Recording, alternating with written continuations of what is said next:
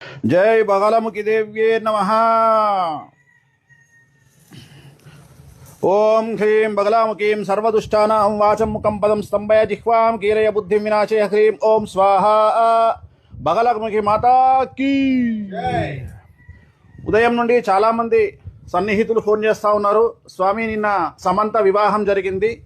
మరి పోయిన సంవత్సరము 16 నెలల క్రిందట నాగచైతన్య శోభిత వివాహం జరిగినప్పుడు చాలామంది మిమ్మల్ని తిడుతూ, మిమ్మల్ని టార్గెట్ చేస్తూ, చాలా విపరీతంగా మిమ్మల్ని ట్రోల్ చేస్తూ, మీ గురించి డిబేట్లు పెడుతూ, ఎవరు అడిగారని చెప్పేసి వేణుస్వామి నాగచైతన్య శోభిత జాతకాలను బహిర్గతం చేసినాడు అని చెప్పి విమర్శించిన వాళ్ళు, చాలామంది మనోభావాలు దెబ్బతిన్నాయని బాధపడిన వాళ్ళు ఇవాళ ఉదయం నుండి చాలామంది జ్యోతిష్యుల దగ్గరికి వెళ్ళి మైకులు పట్టుకొని, మెయిన్ స్ట్రీమ్ మీడియా కూడా మైకులు పట్టుకొని, ధనిష్ట నక్షత్రమా వాళ్ళ నోట్లలో మైకులు పెడుతూ సమంత జాతకం ఎలా ఉండబోతా ఉంది, మగపిల్లవాడు పుడతాడా, ఆడపిల్ల పుడుతుందా, మరదేదో వెరైటీ జాతకం పెళ్లి చేసుకుందట సమంత, అలాగే సమంత భార్యాభర్తలు రాజనమూరి కలిసి ఉంటారా, విడిపోతారా, వాళ్ళ ఇప్పుడు మౌఢమిలో పెళ్లి చేసుకున్నారు, ఎలా ఉంది అని చెప్పేసి చాలామంది మైకులు పట్టుకొని జ్యోతిష్కుల నోళ్లలో మైకులు పెట్టి మరీ మరీ మరీ మరీ అడుగుతున్నారు. స్వామి, మరి మీకు ఏమనిపిస్తోంది అని చెప్పి చెప్తా ఉన్నారు చాలామంది.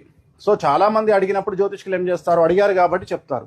అంటే వాళ్ళు ఏం క్వశ్చన్ అడుగుతున్నారు నన్ను అంటే, మరి ఇప్పుడు సమంత అడిగిందా, రాజనమూరి అడిగాడా, మరి వీళ్ళు ఎందుకు వెళ్ళి మైకులు పెట్టి జ్యోతిష్కుల దగ్గరికి వెళ్ళి జాతకాలు చెప్పమని అడుగుతున్నారు స్వామి, మీరేమైనా దీని మీద స్పందిస్తారా అని పొద్దున్న నుండి ఫోన్లు చేస్తూ ఉన్నారు.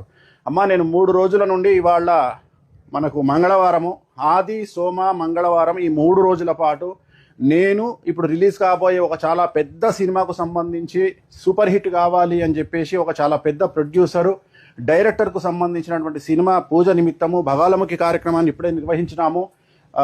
సో నాకు వీటి పట్టింపులు ఏమీ లేవు.